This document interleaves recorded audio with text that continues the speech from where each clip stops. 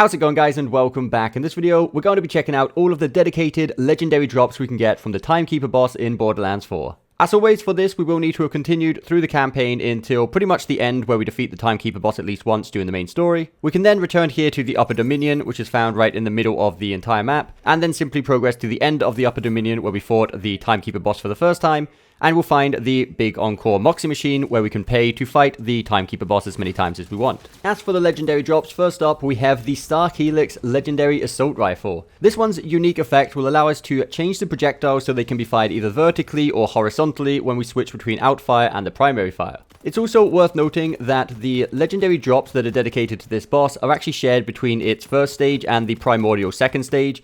They can technically drop when you defeat the first stage. You'll occasionally see a legendary drop, and sometimes they'll drop all the way at the end of the fight after the second stage of the boss fight. But it doesn't matter if it drops on the first stage or the second stage, the pool of legendaries of this boss is actually shared between the first and second stages anyway. Next up we have the Symmetry Legendary Sniper Rifle.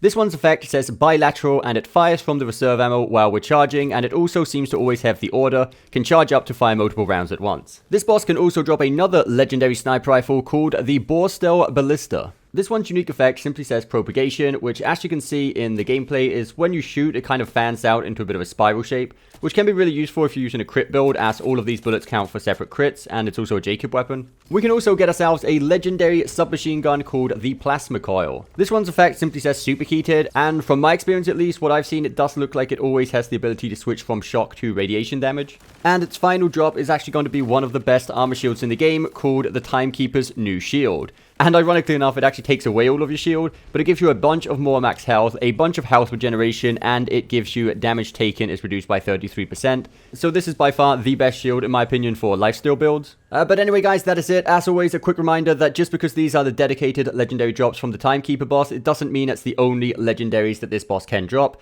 Pretty much any boss in the game can drop pretty much any legendary, but these are the ones that are linked to a high drop rate from this boss, which you should be farming from him specifically. So I hope you did find this video helpful, guys. If you did, don't forget that thumbs up button, subscribe for more content coming very soon, and we'll see you next time.